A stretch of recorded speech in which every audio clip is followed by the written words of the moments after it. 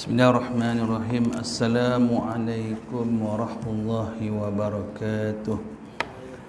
Ila hadratin Nabi Mustafa Rasulullah sallallahu alaihi wasallam, summa alihi al-kiram wa ashabil azam, khususan sahibul hazal kitab, lahumul fatihah. أعوذ بالله من الشيطان الرجيم. بسم الله الرحمن الرحيم. الحمد لله رب العالمين الرحمن الرحيم مالك يوم الدين.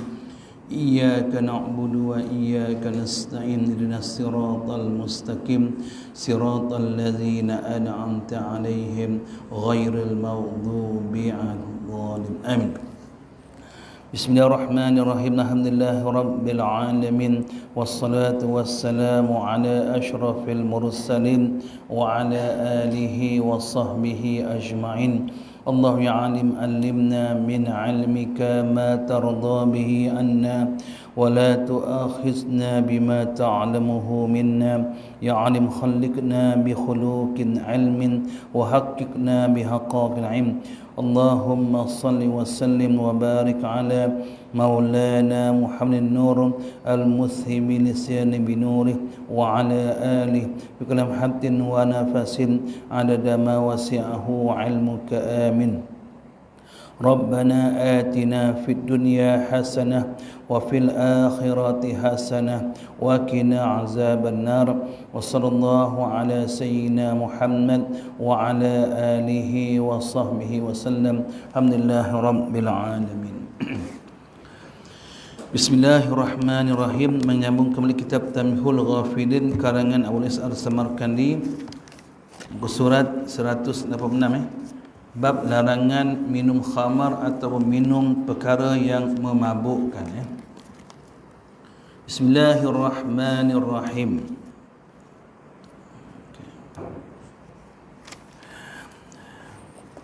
Abu Is'ar Samarkandi meriwayatkan dengan sanadnya dari Allah bin Umar radhiyallahu anhuma berkata, akan dibangkitkan pada hari kiamat orang peminum khamar ini bermuka hitam, biru matanya, keluar lidahnya sampai ke dadanya, mengalir air liurnya.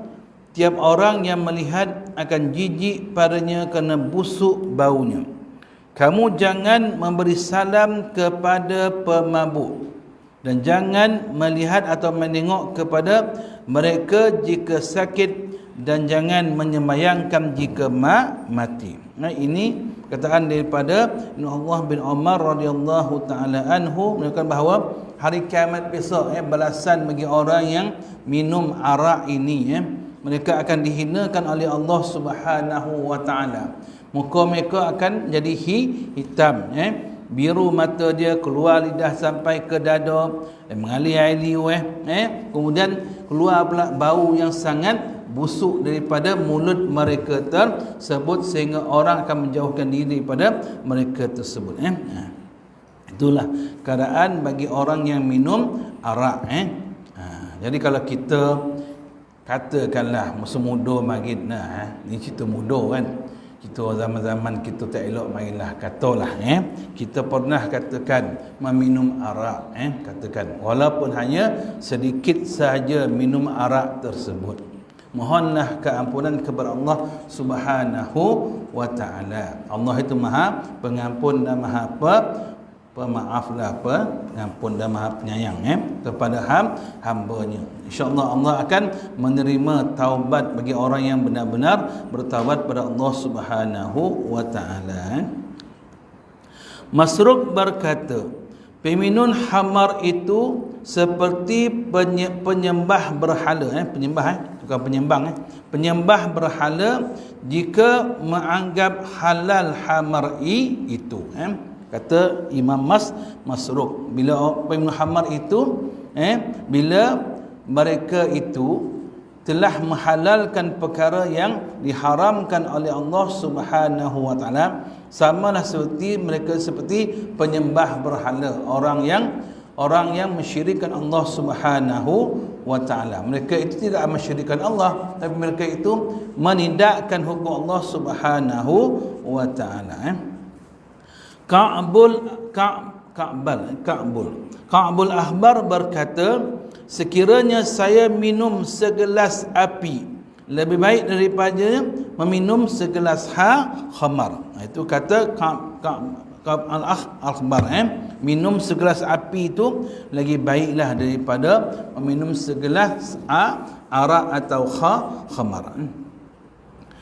Abu Lais Al-Samarkandi meriwayatkan dengan sanadnya dari Allah bin Umar radhiyallahu anhuma berkata, Rasulullah SAW bersabda, kullu muskirin khamrun wa kullu muskirin haramun wa man syaribal khamri fid dunya famata wa huwa yudminha wa lam yatub lam yashrabha fil akhirah. Tiap-tiap yang memabukkan adalah khamar, arak. Dan semua yang memabukkan itu haram. Dan siapa yang minum khamar di dunia sehingga mati belum bertaubat, maka tidak akan dapat minum khamar di akhirat. Di akhirat. Siapa yang minum khamar semasa di dunia, tuan-tuan, tak bertaubat pada Allah Subhanahu wa taala, maka akhirat mereka tak akan dapat minum khamar, arak di akhirat. Sebab dalam syurga besok tuan ada sungai arak, ada sungai susu, sungai madu, sungai arak. Ini perkara-perkara yang diharamkan semasa dunia ini, besok di akhirat besok akan menjadi halal bagi orang mukmin. Jadi siapa yang minum arak semasa dunia tak bertaubat, tak nak taubat, maka akhirat besok mereka takkan dapat merasa minum arak di akhirat. Abu Lais Al-Samarkandi berkata, Nabi SAW telah menerangkan bahawa tiap minuman yang memabukkan haram dimasak atau tidak dimasak. Setiap benda yang memabukkan haram, tak kira lah guna stout ke, tiger tu kan, apa tiger salt, tuak ke tuan-tuan, ataupun apa air daripada tapai tu kau yang tuan-tuan buat tapai tu, tuan-tuan air dia tuan-tuan simpan sampai apa lama, sampai boleh memabukkan, itu pun dikira haram. Air nira ke yang tuan-tuan, air nira tu halal, dan bila disimpan terlalu lama dia akan menjadi memabukkan. Jadi benda itu daripada mula asalnya halal, maka dia jadi haram. Macam anggur kalau kita makan halal, tapi kalau kita buat perahan anggur itu halal, tapi kalau disimpan bertahun-tahun lama jadi haram. Jadi haram. Jadi walaupun ia dimasak ataupun tidak dimasak, maka ia tetap haram. Sebagaimana riwayat Jabir radhiyallahu anhu berkata, Rasulullah SAW telah bersabda, ma askara kathiruhu faqaliluhu haramun, wa fi riwayah ma askara minhul faraqu fal jur'atu minhu haram. Semua yang memabukkan jika diminum banyak, maka sedikit juga haram. Minum banyak atau sedikit pun haram. Kata orang kita nampak Arab nak raso. Kan biasa kita nak raso. Maka kita pun ambil lah sikit arak tu, tuang sikit arak tu, ambil airnya sikit dia, ambil kek dia punya tudung, raso sikit, nak raso, tetap juga haram walaupun tidak memabukkan, sebab ia arak. Yang memabukkan jika diminum satu tin, maka seteguk juga haram. Kalau yang setin pun haram, seteguk pun sikit pun jadi haram juga. Sebab bila seteguk daripada setik tu jadi sudu jadi satu dah langsung diteguk semua sekali, dah sedap. Jadi jangan cuba tu. Nak rasa-rasa jangan. Abu Lais Al-Samarkandi berkata, minum khamar yang dimasak, diolah, itu lebih besar dosanya daripada yang minum tuak khamar yang tidak dimasak. Sebab peminum tuak itu berasa bahawa itu haram, Tetapi yang minum khamar yang dimasak diolah itu ada kalanya ia berasa bahawa itu sudah halal sehingga dapat menyebabkan kekafirannya. Ini maksud diolah dimasak ni yang chef guna tu lah. Kan biasa orang masak kek, guna kek, dia gunakan sikit arak tu, nak bagi masam sikit, sodap sikit. Masakan tu dimasuk arak, dia bagi sodap ke. Nampak sikit ya benda tu, tak mabuk kan, tapi tetap juga dikira haram. Kalau kita kata benda itu dibolehkan, boleh tak, maka kita telah menjatuhkan hukum ke atas benda yang haram. Itu akan menyebabkan kita terjumus ke arah kekafiran. Abu Las Ar-Samarkandi meriwayatkan dengan sanadnya dari Uthman bin Affan radhiyallahu anhu ketika berkhutbah berkata, hati-hatilah kamu dari khamar sebab ia induk. Induk ni ibu kan, induk ni ibu lah, mak lah. Sebab ia induk dari dosa-dosa yang keji. Sesungguhnya dahulu ada seorang abid selalu pergi ke masjid. Tiba-tiba ia bertemu dengan wanita pelacur. Maka ia dipanggil oleh pelayannya dan dimasukkan ke dalam rumahnya. Lalu ditutup pintunya. Sedang di sisi wanita itu ada segelas khamar dan anak kecil. Maka berkata wanita itu, engkau tidak boleh keluar sehingga minum khamar atau berzina padaku atau membunuh anak bayi ini. Jika tidak, maka saya akan menjerit dan berkata, ada orang masuk ke rumahku. Jawab orang abid itu, zina saya tidak mahu, membunuh juga tidak. Lalu ia memilih khamar sahaja. Dan setelah ia minum dan mabuk, maka ia berzina dan membunuh bayi itu. Sayyidina Uthman berkata, kerana itu tinggalkanlah khamar itu, kerana ia sebagai ibu jari dari dosa-dosa. Dan sesungguhnya tidak dapat berkumpul iman dengan khamar di dalam dada seseorang, melainkan harus keluar salah satu. Tidak berkumpul iman dan khamar dalam dada seseorang, melainkan satu akan keluar daripada dada tersebut. Bila kita minum khamar, iman kita telah hilang daripada dada kita tersebut. Yakni jika seorang telah mabuk, maka akan keluar dari lidahnya kalimah-kalimah kufur, lalu menjadi kebiasaan sehingga dibawa mati dalam kalimah itu, sehingga menyebabkan ia kekal dalam neraka. Itu kisah yang disebut oleh Sayyidina Uthman dalam satu khutbah yang dibaca berkaitan dengan seorang abid. Abid ni seorang ahli ibadah. Abid seorang ahli ibadah. Dia seorang ahli ibadah, maka seorang wanita telah tertarik dengan abid tersebut. Maka dicokau abid tu, dikurung abid tu, dikurung dalam rumah. Maka dia pun ugut abid tu. Di sisi wanita pelacur tu ada khamar dan ada seorang bayi kecil. Maka dia ugut abid tu. Kalau dia tak nak berzina dengan perempuan tu, dia akan menjorit. Perempuan tu akan menjorit dan mengabarkan bahawa abid itu nak merogol dia lah. Nak rogol dia. Maka abid itu telah diberi pilihan sama ada berzina ataupun minum khamar ataupun bunuh bayi. Maka abid itu telah memilih untuk minum khamar. Jadi khamar ini ibu segala dosa.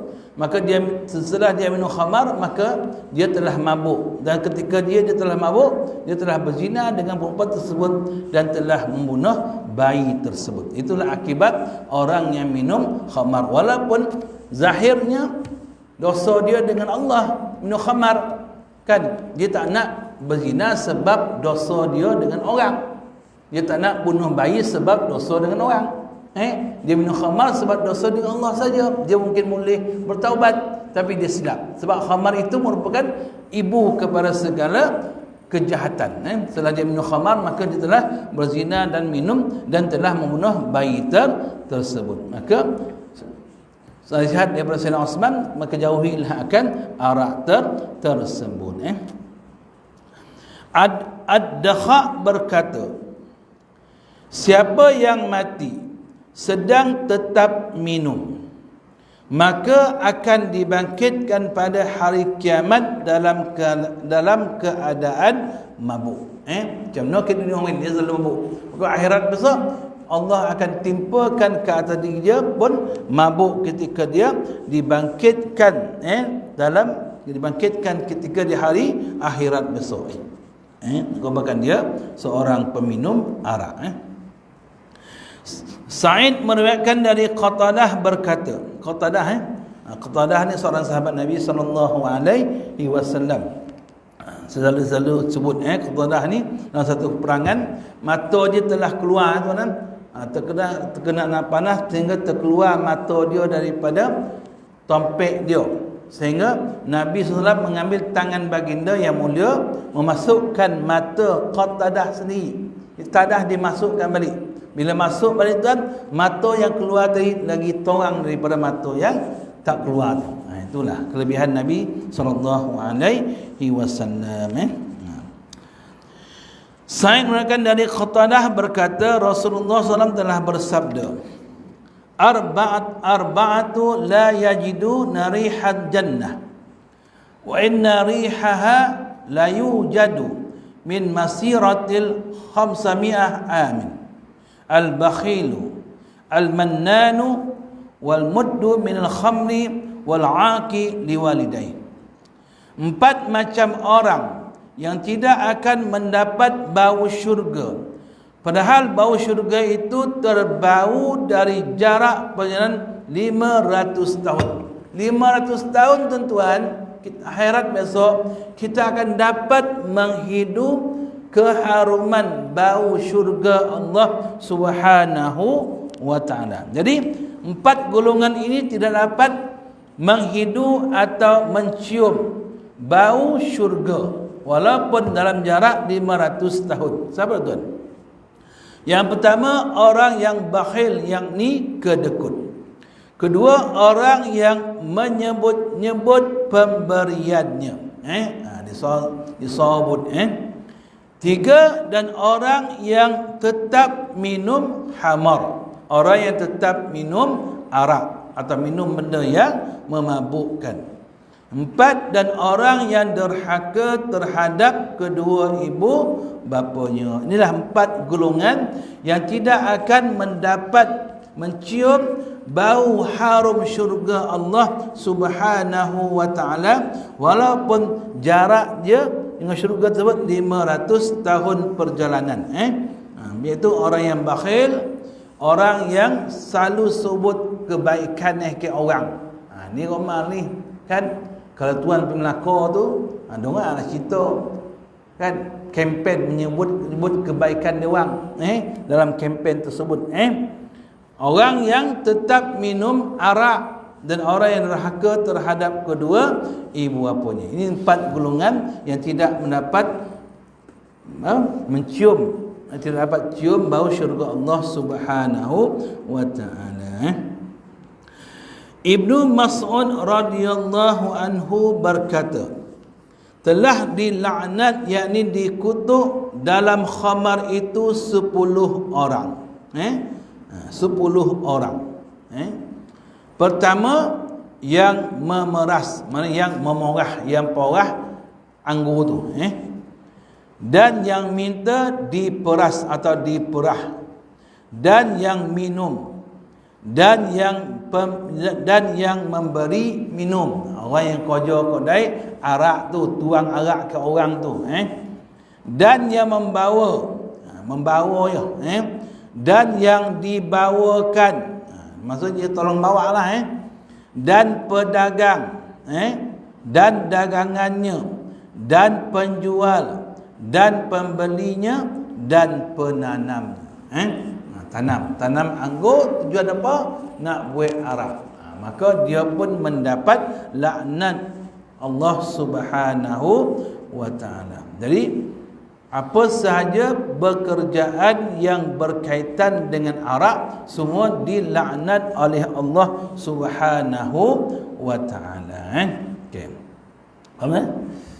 Jangan sekali kita terikut ataupun kojolah. Kojo jadi jaga kau katakan kau jaga kilang arak kau ataupun kojo kerani kat kilang arak kau, apa saja yang berkaitan dengan arak jangan anak kita kalau pun jangan sekali, sebab ia dikutuk dan dilaknat oleh Allah Subhanahu wa taala walaupun gaji dia lumayan. Okay. Juga Rasulullah SAW telah bersabda, akan keluar peminum khamar itu pada hari kiamat dari kuburnya. Akan keluar peminum arak itu pada hari kiamat dari kuburnya, lebih basi dari bangkai, lebih teruk dari bangkai. Sedang botol khamar atau botol arak itu dikalungkan di lehernya dan gelas di tangannya. Sedang di antara kulit dan dagingnya dan kulit dan daging badannya penuh ular dan kala, dan memakai selipar dari api yang mendidihkan otaknya. Sedang kuburnya akan berupa liang neraka atau lubang neraka dan menjadi kawannya Fir'aun dan Haman. Itulah keadaan orang yang minum arak. Dalam masjid ni tak ada lah orang minum arak lah, kan? Tapi sebagai peringatan lah, agar kita jangan mendekati arak tersebut. Orang minum arak ini yang tak bertaubat ni, mereka akan menjadi sahabat kepada Fir'aun dan Haman. Kita nak besok bangkit dari kubur, besok hari akhirat besok, kita nak biar depan kita itu Rasulullah, kan? Sebelah kiri kanan kita Abu Bakar, kiri kita Umar, belakang kita Uthman, Ali, kan? Itu kita nak. Bila kita tengok depan kita semua orang yang baik, orang soleh, awliya solehin, para nabi dan rasul, maka insya-Allah kita akan tergolong daripada orang yang mendapat rahmat Allah Subhanahu wa taala.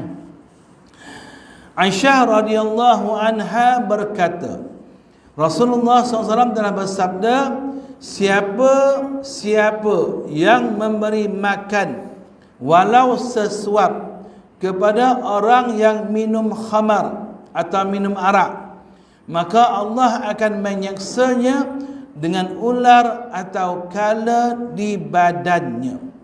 Ini bukan orang minum khamar, tuan-tuan. Orang yang bagi makan peminum arak, orang yang minum arak, mungkin orang minum arak tu gelendang-gelendangan kau, maka ada orang bagi makan ke dia. Orang makan tu pun akan diseksa oleh Allah Subhanahu wa taala berupa dengan ular dan kala di badannya. Dan sesiapa yang menyampaikan hajatnya, hajat orang yang minum arak, maka berarti membantu merobohkan Islam. Dan sesiapa yang meminjamnya berarti membantu untuk pembunuhan seorang mukmin. Pinjam pun ke orang minum arak seumpama dosa membunuh seorang mukmin. Dan siapa yang duduk bersamanya dibangkitkan pada hari kiamat buta, tidak berhujjah. Dan siapa yang minum khamar, arak, maka jangan kamu kahwinkan. Maka jika sakit jangan kamu tengok. Jika menjadi saksi jangan kamu terima persaksiannya. Demi Allah yang mengutuskan aku dengan hak, tidak akan minum khamar kecuali orang yang terkutuk. Dalam kitab Taurat, Injil, Zabur dan Al-Quran. Dan siapa yang minum khamar, maka telah kafir dengan semua kitab yang diturunkan Allah kepada nabi-nabinya. Jadi kalau kita faham kat sini, maksudnya apa? Maksudnya orang-orang Kristian yang ada sekarang ni, orang Yahudi, kan kebiasaan mereka meminum khamar, kan? Mana mereka telah menyalahi akan kitab mereka sendiri, itu maksud dia. Dan tidak akan menghalalkan khamar kecuali orang kafir. Nah, siapa yang menghalalkan khamar, maka aku lepas tangan daripadanya dunia dan akhirat. Itu kata Nabi SAW. Kenapa tak boleh ziarah tuan-tuan orang-orang yang minum khamar, minum arak? Kenapa tak boleh saksi? Sebab untuk memberi pengajaran kepada dia. Maknanya orang yang minum arak ini di pulau. Bila mereka itu dipulaukan, mereka akan terasa. Bila mereka akan terasa, mereka akan bertaubat kepada Allah Subhanahu wa taala. Itu sebenarnya pengajaran daripada apa yang dilakukan tersebut oleh Islam, agar boleh mengajar orang yang minum khamar itu agar segera bertaubat kepada Allah Subhanahu wa taala. Dan hukuman bagi orang yang minum khamar ini, tuan-tuan, kena sobat 40 kali sebatan. Sebatan. Orang yang minum khamar ini dihukum sebat kalau ikut hukum Islam, iaitu disebat sebanyak 40 kali sebatan. Tapi hukum sebatan itu tidak ada lagi sekarang. Yang hanya ada pada mahkamah syariah itu di Malaysia ni, hanya berkisar pada masalah hukum perkahwinan saja. Dia tidak berkisar pada masalah hukum hudud, sebab kerajaan kita tidak lagi dapat melaksanakan hukum-hukum tersebut berdasarkan kepada keadaan sekarang lah, nak bagi faham orang kafir itu semualah, sebab hukum itu akan terpakai bukan sahaja kepada orang Islam, juga bahkan kepada orang kafir juga. Okey, itu sebab jadi hukumannya adalah 40 kali rotan, itu hukuman bagi orang yang minum khamar. Atha bin Yasar berkata, ada orang bertanya kepada Ka'ab al-Akhbar tu, Ka'ab al-Akhbar, apakah khamar telah diharamkan dalam kitab Taurat? Jawab Ka'ab al-Akhbar, ya. Ayat innamal khamru wal maisir itu tersebut dalam Taurat. Kan Taurat ini Taurat ni, Taurat. Sesungguhnya kami menurunkan yang hak untuk mengharamkan yang batil dan membatalkan permainan dan mengundi nasib dan khamar. Celaka benar peminum khamar. Allah bersumpah dengan kemuliaan dan kebesarannya terhadap siapa yang melanggar dengan meminum khamar akan dihauskan pada hari kiamat. Akan dihauskan pada hari kiamat. Walaupun diberi minum, walaupun 7 lautan sekalipun diminum, minum, tetap juga dia akan merasa kehausan, sebab kerana dia minum arak. Dan bagi siapa yang meninggalkannya sesudah diharamkan, maka akan diberinya minum khamar di syurga dari Hadratul Qudusi. Ini siapa yang telah berubah, dia telah bertaubat, maka mereka itu akan diberi minum khamar di syurga. Sebab tuan-tuan, pada permulaan Islam dahulu, khamar ini tidaklah diharamkan, cuma dimakruhkan. Haram sebab bila berlaku peristiwa di mana seorang sahabat Nabi SAW duduk dengan kawannya minum khamar. Bila selesai minum khamar, azan pun bunyi, mereka pun sembahyang. Bila ada seorang mereka jadi imam, mereka telah tersalah membaca ayat Al-Quran tersebut. Sebab mabuk dan mabuk, maka turunlah pengharaman minum arak tersebut. Yang baik para sahabat ni, bila turun pengharaman arak, terus bumi Madinah ketika itu di air dah basah dengan air arak. Semua tong-tong arak itu dipecahkan oleh para sahabat radhiyallahu taala anhum ajma'in. Jadi mereka akan dapat minum khamar di hari akhirat besok dalam syurga Allah Subhanahu wa taala.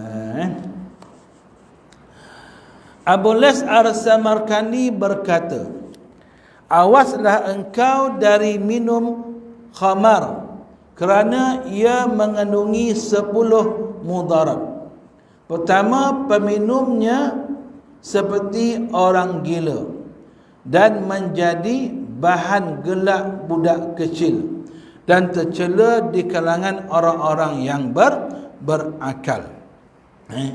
Itu di antara akibat minum khamar. Khamar ini benda yang memabukkan. Setiap benda yang memabukkan itu adalah haram. Sebab pengharaman dia sebab kerana boleh menghilangkan akal. Itu sebab ulama telah mengkiaskan dadah. Kan dadah kan? Dadah tu dikiaskan dengan arak. Pengharaman dadah dikiaskan dengan pengharaman arak. Sebab dadah itu boleh menghayalkan, boleh menghilangkan akal. Begitu juga arak pun dia boleh menghilangkan akal. Itu sebab dadah diharamkan.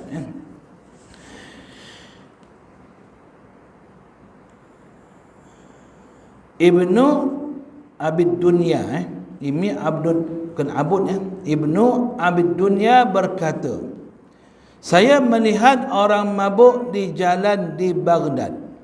Saya melihat orang mabuk di jalan di Baghdad. Mana? Baghdad. Ia sedang kencing, lalu mengusapkan air kencing itu ke mukanya sambil membaca tu Zarumi tak payah baca. Allahumma ja'alni minat tawwabin waj'alni minal mutatahhirin. Allahumma ja'alni minat tawwabin waj'alni minal mutatahhirin. Ini doa selepas kita berwuduk. Maka dia ambil orang gila, orang minum arak tadi, dia ambil air kencing tu, dia sapu ke muka macam dia berwuduk. Maka dia kata Allahumma ja'alni minat tawwabin waj'alni minal mutatahhirin. Ya Allah, jadikan aku dari kalangan orang yang bertaubat, maksud dia. Dan aku daripada kalangan orang yang mutahhir, orang yang bersih, suci. Sedangkan dia guna air arak. Ketika dia sapu muka tu, tak konolah doa tu dengan apa yang dia buat tersebut, tuan-tuan. Maka otak dia dah hilang. Tahu? Bukan dah hilang, tak hilang. Akal dah hilang. Dia tak tahu apa yang dia buat. Dia minum arak, dia kencing, dia ambil kencing tu, dia sapu ke muka macam orang yang berwuduk, tuan. Dia tak tahu apa yang dia lakukan. Sehingga dia baca pun dia tahu apa yang dia baca tersebut. Itu yang disebut oleh Ibnu Abid Dunya. Dia melihat orang mabuk di jalan di Baghdad. Baghdad mana? Baghdad di Iraq. Disusapkan air, dia ambil air kencing tu diusap ke muka. Lepas tu dia baca doa lepas wuduk tu. Juga ada orang mabuk dan muntah-muntah di tengah jalan, sehingga datang anjing menjilat mulut dan janggutnya. Dan ia berkata kepada anjing itu, Ya Sayyidi, jangan mengotorkan sapu tangan. Maksud ya Sayyidi, maksud Sayyidi, ya tuanku, dia kebar ke anjing tu. Allahu Akbar. Gila lah ni. Orang mabuk, muntah pula, anjing datang jilat dia punya bibir. Disebutkan itu ya sayyidi wahai tuanku, ya sayyidi wahai tuanku. Jangan mengotorkan sapu tangan, jangan kotor lah, jangan kotorkan diri kau lah. Maksud dia, macam tu sekali sampai dia tak kona. Allahu Akbar. 2, membazirkan harta dan merosakkan akal. Sebagaimana kata Umar bin Al-Khattab kepada Nabi SAW, ya Rasulullah, jelaskan pendapatmu mengenai khamar, sebab nyata menghabiskan harta dan merosakkan akal. Menghabiskan harta dan merosakkan akal. Yang ni saya lihat sendiri tuan-tuan. Orang kampung saya, orang kampung saya, dia memang suka minum arak tuan. Tapi dia rajin. Tak kahwin lah, dia tak kahwin. Dia rajin nobeh tuan-tuan, ambil upah nobeh kebun orang pula ambil lah dia upah. Kan kita pun tak tahu nak ambil. Sambil dia upah tuan-tuan, dia akan ambil, dia akan bawa satu plastik dalam tu ada arak. Bila arak tu habis, dia bau plastik tu. Dia dapat buat arak pun cukup, datang tenaga ke dia. Orang bagi upah, guna duit tu untuk minum arak. Dan tengah minum arak pula, kawan dia datang. Dah kena bau pula. Dia arak, dia mabuk, dia belajarlah kawan dia minum arak. Allahu Akbar. Ini memang dia boleh menghabiskan harta dan merosakkan akal tuan. Itulah pertanyaan daripada Umar bin Al-Khattab. 3, minum khamar menyebabkan permusuhan di antara kawan-kawannya. Sebagaimana firman Allah Subhanahu wa taala, a'udzubillahi minasyaitonir rajim, innama yuridu syaitanu an yuqi'a bainakumul adawata wal baghdha fi khamri wal maisir. Sesungguhnya tujuan syaitan akan membangkitkan permusuhan di antara kamu dalam khamar dan judi. Dalam minum arak dan judi itu, di sana syaitan akan menipu daya, membisikkan agar kita bergaduh dan sebagainya. Ini tuan-tuan boleh tengok sendiri. Kalau tuan-tuan ada pengalaman lah, pergi masuk kelab malam tengok, kita lihat bagaimana orang-orang yang marah tu kadang bergaduh dan sebagainya, tidur pun tak tentu. Itulah kadang apa yang kita baca ini memang kisah yang realiti. Okey, sikit tu. Peminum terhalang dari zikrullah dan sembahyang. Peminum terhalang dari zikrullah dan sembahyang. Sebab orang yang minum arak ini, mereka melakukan dosa Allah kepada Allah Subhanahu wa taala. Bukan dosa kecil tuan-tuan, dosa besar. Kita tahu setiap dosa yang kita buat, satu titik hitam akan melekat di hati kita. Itu dosa kecil. Kalau dosa besar, lagilah. Contoh agak dosa hitam yang melekat ke hati orang yang minum arak tersebut. Jadi mereka ini terhalang untuk berzikir dan sembahyang. Sebagaimana firman Allah Subhanahu wa taala, dan maksudnya, dan juga menghalangi kamu dari zikrullah dan sembahyang, apakah kamu tidak mahu menghentikannya? Ketika ayat ini turun, maka Umar bin Al-Khattab berkata, kami hentikan ya Tuhan, ya Allah. Maksudnya sahabat segera mentaati perintah Allah Subhanahu wa taala. 5, minum khamar itu mendorong untuk berzina, sebab kemungkinan ia menceraikan isteri tidak sengaja. 6, ia pembuka dari segala kejahatan, sebab jika telah mabuk ringan membuat segala maksiat. 7, mengganggu malaikat yang menjaganya dengan masukkan ke majlis fasik dan adanya bau busuk. Dia mengganggu malaikat raqib dan atid, bau itu.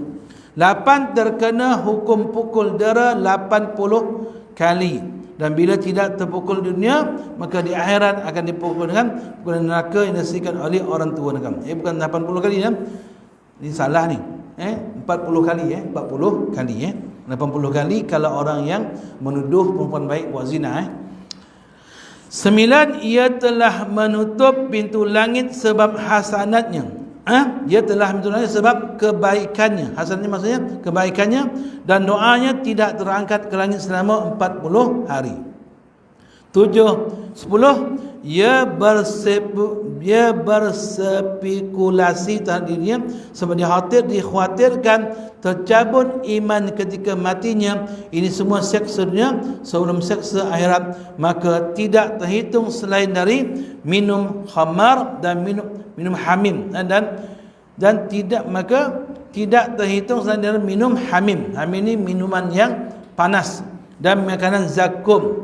Zakum ni berupa buah zakum, buah yang berduri. Kerana itu seorang yang berakal jangan sampai memilih kesenangan yang sedikit sehingga membuang kelezatan yang besar dan abadi. Itulah di antara 10 akibat orang yang minum khamar. 10 akibat yang orang minum khamar. Moga-moga kita terjauh daripada melakukan perkara yang dilarang oleh Allah Subhanahu wa taala. Kita kena mohon Tuhan agar kita sentiasa dalam ketaatan dan menjauhi segala perintah, menjauhi segala larangan Allah Subhanahu wa taala. Wallahu a'lam. Bismillahirrahmanirrahim. Alhamdulillahirabbil alamin, wassalatu wassalamu ala asyrafil mursalin wa ala alihi washabbihi ajma'in. Ya alim kulla ulum, ya sami' du'al mazlum, la taj'al fi majlisina syaki wala mahrum. Rabbana atina fid dunya hasanah wa fil akhirati hasanah wa qina azaban nar. Wa sallallahu ala sayyidina Muhammad wa ala alihi wa sahbihi wa sallam. Alhamdulillahi rabbil alamin. Taqabbalallahu minkum.